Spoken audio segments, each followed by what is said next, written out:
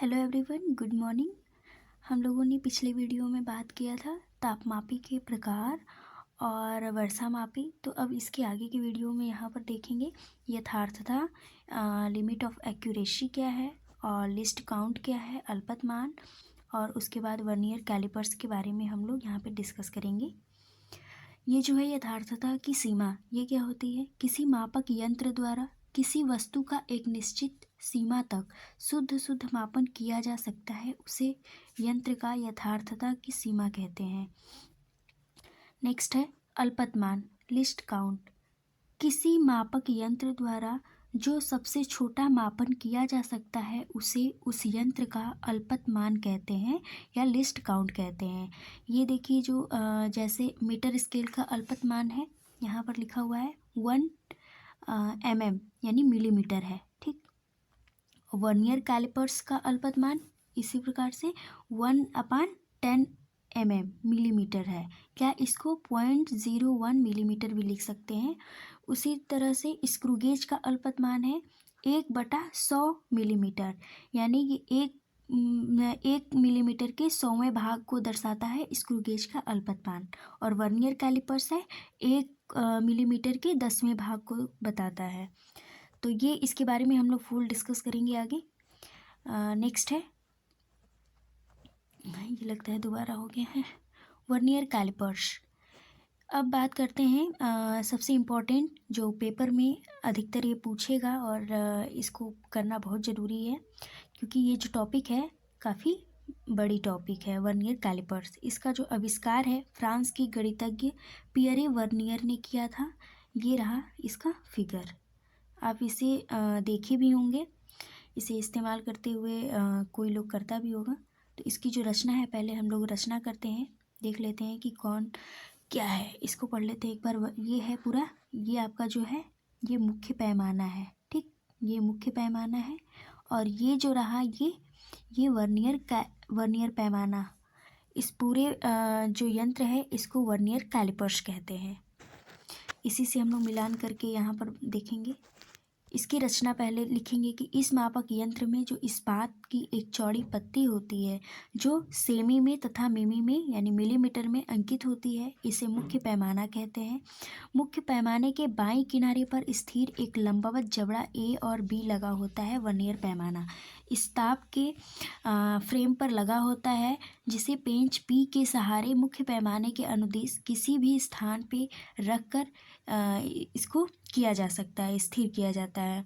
Vernier पैमाने के बाईं ओर इसके लंबवत CD जबड़ा लगा होता है और वर्नियर पैमाने पर कटे भाग के द्वारा मुख्य पैमाने पर बने चिन्ह देखे जा सकते हैं। पहले देखिए, इसको हम लोग पढ़ लेते हैं, फिर इसके बाद समझेंगे, आपको समझाएंगे भी। मुख्य पैमाने के पीछे वर्नियर पैमाने से संलग्न एक पत्ती आर लगी होती है जो वर्नियर पैमाने के मुख्य स्केल की लंबाई के अनुदिश बाहर की ओर निकलने लगती है। A, B और CD जबड़ा के बीच रखकर किसी छड़ का व्यास A और B भाग के द्वारा किसी खोखले बेलन का आंतरिक व्यास तथा पत्ती R की सहायता से बर्तन का मापन किया जा सकता है, ठीक। ये रही रचना। तो इसके बारे में थोड़ा सा हम लोग यहाँ समझ लेते हैं। ये जो लगी है पत्ती, ये वर्नियर पैमाना है, ठीक। ये इसके मुख्य पैमाने के ठीक ऊपर है। तो ये जो है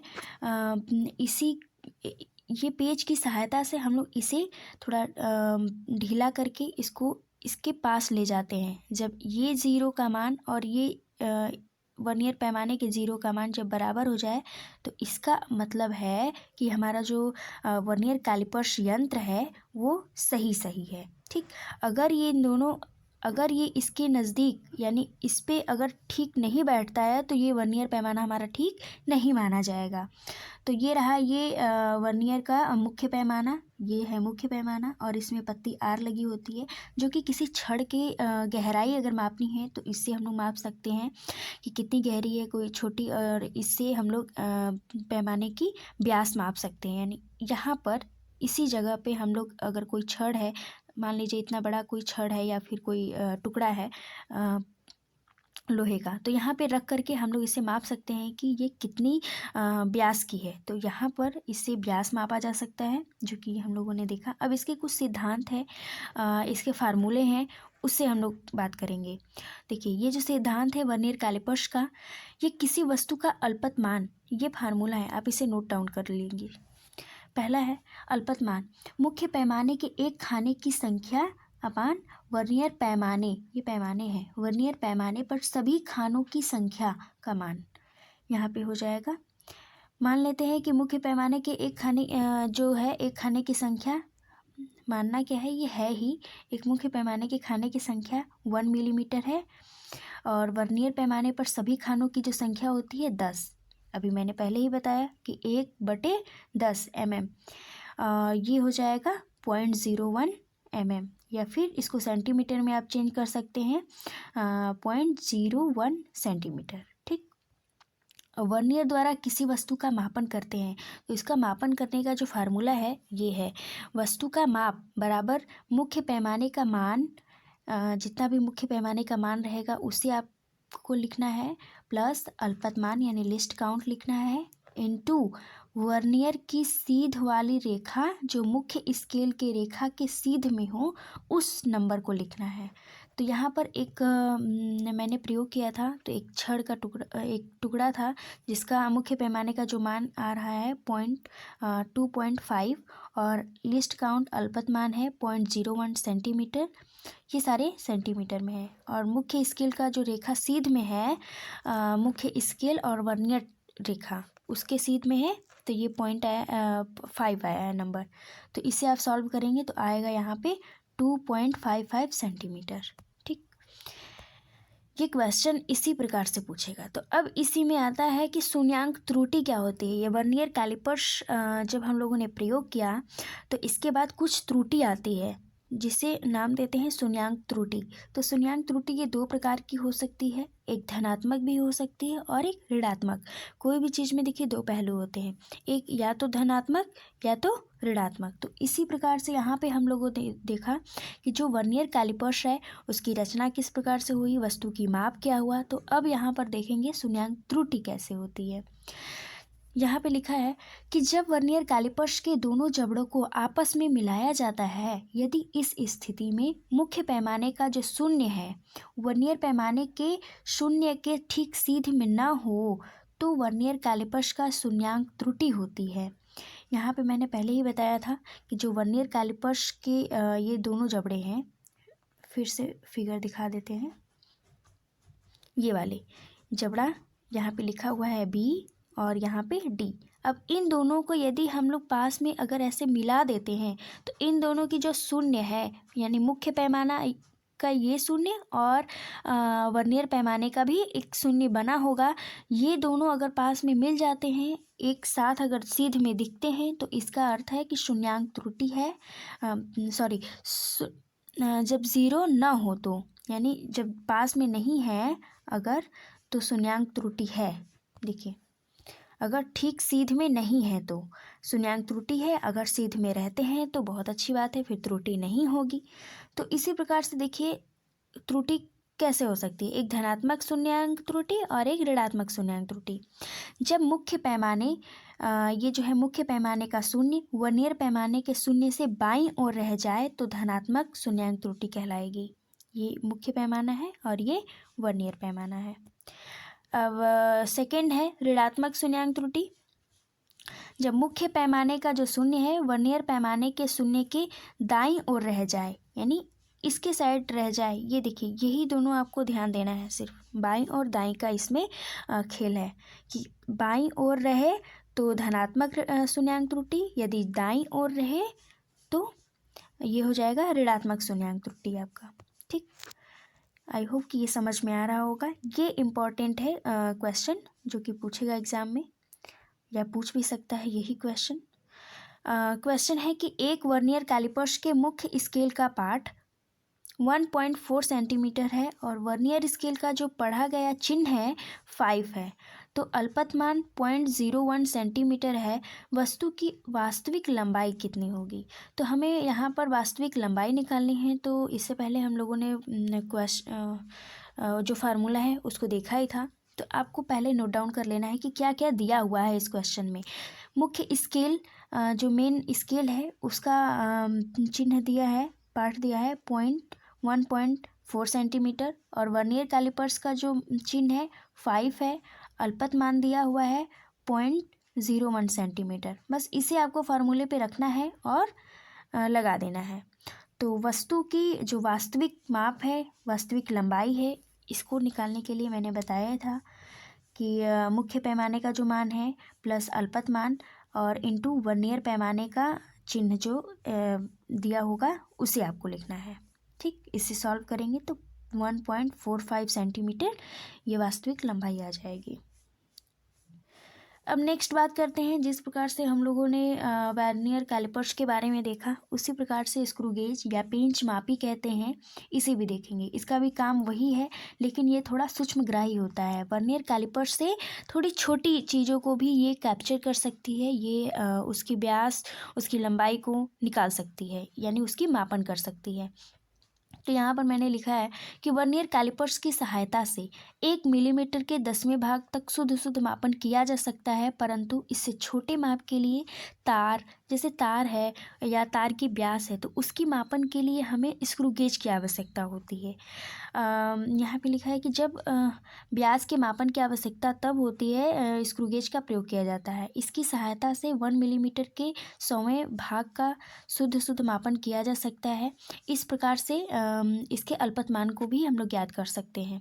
तो इसका जो अल्पतमान का ये फार्मूला है, ये रहा कि स्क्रू गेज का अल्पतमान बराबर मुख्य पैमाने के एक खाने का मान, यानी मुख्य पैमाने के एक खाने का मान बटे गोलीय पैमाने पर बने खानों की संख्या, ये लिखना है।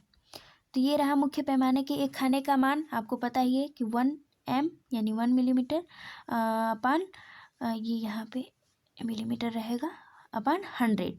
तो इससे सॉल्व करेंगे तो आएगा आपका 0.01 मिलीमीटर, या इसे सेंटीमीटर में आप चेंज करके लिख सकते हैं 0.001 सेंटीमीटर। ओके, ये रहा स्क्रू गेज का जो चित्र है। ये देखिए, किसी भी अगर वर्नियर कैलिपर्स आता है या स्क्रू गेज आता है, तो अगर स्क्रू गेज आता है तो आपको उसके बारे में थोड़ा लिख करके पहले आपको क्या करना होगा, चित्र बना देना होगा। जैसे इस प्रकार से बना है, चित्र बनाने के बाद ही आप इसकी रचना करेंगे। तो पहले ये रहा फिगर, अब इसके बारे में अब हम लोग धीरे नीचे चर्चा करेंगे। ठीक है, तो ये रहा स्क्रू गेज, ये है मुख्य स्केल, मुख्य पैमाना, और ये जो है ये गोलीय पैमाना। इसे हम लोग धीरे धीरे स्क्रू की तरह होता है, इसे सेट करते जाते हैं। तो अगर ये कोई वस्तु है यहाँ पे, इसे बीच में रखा हुआ है, इससे इसकी पता चलती है कि कितने व्यास की है या फिर कितनी लंबाई है इसकी रचना करते हैं कि इसमें यू के आकार की एक धातु का फ्रेम एफ होता है। फ्रेम के सिरे पर धातु की समतल छड़ बी लगी होती है, जिसे स्टड कहते हैं। दूसरे सिरे पर एक ढिवरी डी होती है, जिसकी भीतरी सतह पर चूड़ियाँ कटी रहती हैं। इसके भीतर एक पेंच ए जाता है। पेंच के गोल शीर्ष एच को घुमाने पर पेंच आगे या पीछे चलता है। ढिवरी के ऊपर एक आधार रेखा पर मुख्य पैमाने बना होता है, जो मिलीमीटर में अंकित होता है। पेंच का गोल शीर्ष 50 या 100 भाग में विभाजित होता है। पेंच का गोल गोलीय पैमाना कहते हैं। अच्छे यंत्रों में यह एक रैचिट आर भी लगा रहता है, जो कमाने द्वारा पेंच ए से जुड़ा रहता है। रैचिट को घुमाने पर शीर्ष एच घूमता है और पेंच आगे पीछे चलता है। जब पेंच का आगे वाला सिरा ए अपने सामने के तल बी से स्पर्श करता है तो अधिक घुमाने पर रैचिट तो घूम जाता है, परंतु पेंच को आगे नहीं बढ़ाता। इससे ए तथा बी के तलों पर अतिरिक्त दाब नहीं पड़ता है। तो ये रही इतनी बात। अब रचना की बात कर लेते हैं। इसमें देखिए, ये रही यू आकार की एक फ्रेम, यू के आकार का एक फ्रेम है, जिसको एफ बोलते हैं, एफ फ्रेम नाम दिया गया है। और यहाँ पे रही पॉइंट बी, पॉइंट ए, इसी के दोनों बीच में ही हम लोग कोई किसी वस्तु का मापन कर सकते हैं। ये रही वस्तु, और ये रही मुख्य स्केल का मान, और ये गोलीय पैमाने का मान। तो जहाँ जहाँ मुख्य स्केल बताएगा उसको यहाँ पर आप ध्यान देंगे, जहाँ गोलीय पैमाना है यहाँ पे ध्यान देना है। और ये रही आर। इसी दोनों के थ्रू हम लोग क्या करते हैं, थोड़ी सी गोली पैमाने को आगे खिसकाते हैं या पीछे खिसकाते हैं। ठीक, इसी को घुमाने पे। अब बात करते हैं, ये हो गई रचना। अब है माप लेने की विधि, यानी किस तरीके से किसी वस्तु की जो माप है कैसे ली जाती है। तो ये रही माप लेने की विधि। अगर किसी वस्तु की मोटाई हमें ज्ञात करनी है तो मुख्य पैमाने का माप प्लस अल्पतमान इंटू गोलीय पैमाने की संख्या लिखनी है। ये स्क्रू गेज की विधि के द्वारा है। और जो हम लोगों ने पीछे पढ़ा था वो था वर्नियर कैलिपर्स के विधि के मापन। इसमें मुख्य पैमाने का देखिए माप है। एक उदाहरण के द्वारा हम लोगों ने यहाँ पर देख रहे हैं कि जो 2 मिलीमीटर मुख्य पैमाने का माप है और अल्पतमान 0.01 मिलीमीटर है। गोलीय पैमाने की जो संख्या है 75 है। यहाँ पे आप इसे सॉल्व करेंगे तो आ जाएगा 0.275 सेंटीमीटर या मिलीमीटर में। आप इसे यहाँ पे मिलीमीटर में भी है, यहाँ पे सेंटीमीटर में है। नेक्स्ट है, अब बात कर लेते हैं शून्यांक त्रुटि की। तो जब स्क्रू गेज के जबड़ों को आपस में मिलाया जाता है तब यदि मुख्य पैमाने का शून्यांक और स्क्रू गेज का शून्य ठीक सीध में नहीं होता है तो स्क्रू गेज में शून्यांक त्रुटि होती है। ये भी 2 प्रकार के होंगे, एक धनात्मक शून्यांक त्रुटि, दूसरा ऋणात्मक शून्यांक त्रुटि। सबसे पहले धनात्मक को देख लेते हैं। यदि गोलीय पैमाने का शून्यांक मुख्य पैमाने के शून्यांक के नीचे रह जाता है तो त्रुटि धनात्मक होती है। अब उसी प्रकार से इसके विपरीत ये रहा ऋणात्मक। यदि गोलीय पैमाने का शून्यांक मुख्य पैमाने के शून्यांक के ऊपर रह जाता है तो त्रुटि ऋणात्मक होती है। इतना बात हो गया। अब बात कर लेते हैं एक क्वेश्चन की जो कि पूछा जाएगा एग्जाम में कि स्क्रू गेज के पेंच की चूड़ी अंतराल 0.5 मिलीमीटर है और पेंच पर बने भागों की संख्या 100 है तो पेंच का अल्पतमान ज्ञात करना है। यहाँ पर तो अल्पतमान का फार्मूला यहाँ पे मैंने लिखा हुआ है, इसे आप नोट डाउन कर लीजिए कि अल्पतमान यानी स्क्रू गेज का अल्पतमान बराबर मुख्य पैमाने के एक खाने का मान अपान एक गोलीय पैमाने पर बने खानों की संख्या। मुख्य पैमाने का मान देखिए दिया है 0.5 मिलीमीटर। ये जो है चूड़ी अंतराल है, यानी एक अंतराल दिया हुआ है मुख्य पैमाने की। इसको मुख्य पैमाने या पेंच की चूड़ी दिया है तो यहाँ पर आपको ध्यान देना होगा। तब उसके बाद लिखा है कि गोलीय पैमाने पर बने खानों की संख्या, यहाँ पे बने खानों की संख्या है 100 आया है। तो ये इसी को आप सॉल्व कर देंगे तो आपका आंसर निकल के आ जाएगा यहाँ पे मिलीमीटर में 0.005 मिलीमीटर। ठीक है, तो आज के लिए बस इतना ही। अब नेक्स्ट क्लास में हम लोग बात करेंगे इसके आगे की जो भी क्वेश्चन है, जो भी पॉइंट है। And thank you so much.